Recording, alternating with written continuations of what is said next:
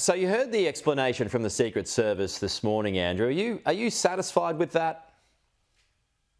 I still have a lot of questions from what happened in Butler, Pennsylvania, to be completely honest. And I don't think they've been completely forthright. And look, it's not just the Secret Service. I know a lot of the people that work right around President Trump, and they are very good at their job. I think they did a great job back in July covering the president. It sounds like the same thing happened yesterday. I was speaking also to one of his golfing partners yesterday who saw it happen, and they said they reacted extremely quickly. But I just don't think we've got all our questions answered in terms of what happened with Thomas Matthew Crooks and how somebody was able to get 150 yards away from the president in Butler, Pennsylvania, and now you have this happen. So I just like to see questions answered. And to me, I think there have been a lot of questions by investigators here in the United States of America, members of Congress in the U.S. that have not been answered. So give us an idea of the questions that you've got this morning, in particular to this incident. I mean, was there not enough of a sweep? Is there not enough security? Joe Biden's already said this morning that he's upped security for Donald Trump and Kamala Harris. So where are your questions this morning on this latest incident? Well, that certainly is one place that should be swept there, right? I mean, that's immediately outside the perimeter there of the golf course where he's going to be. That's something that that there are businesses, that there's a public road that's 25 yards away, 30 yards away from where the president will be golfing. You see the picture right there. That's a good example of how close you can actually get. You can get, 25, 30 yards away from right there.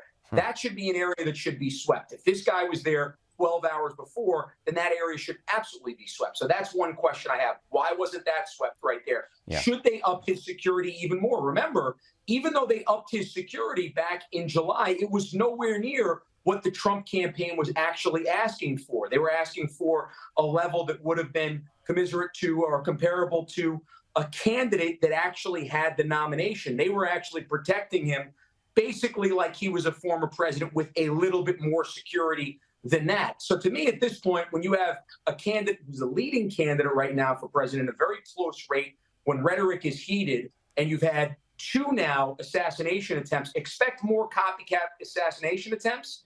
To me, I'd want to see a full presidential level security detail here for the rest of the campaign, not just for President Trump, for Kamala Harris. Yeah. Look, I vehemently disagree with Kamala Harris, but she should be completely protected, just like Donald Trump should be completely protected. No, I agree with that.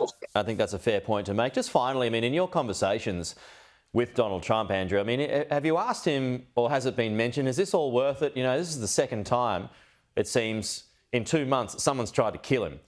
Has he wondered, what am I doing? What am I doing this for? I could die. It's interesting. I've never asked him that question, but just a few weeks ago, actually, somebody asked him that question while I was around him, where we were having lunch. And he thought about it for, 2-3 seconds, and he just said, America's worth it. He said, America's worth fighting for. And so that's really, I think, what he thinks about it. That's the only answer. It's a very brief answer, but he said America is worth it. So it's certainly something that's come to mind as somebody who was a political candidate myself. And you think you're on the front lines there, and he's on the front lines every single day on this. And it certainly is on my mind. I know it's got to be on his family's mind now. All right, Andrew Giuliani, good to chat as always. We'll talk to you again soon.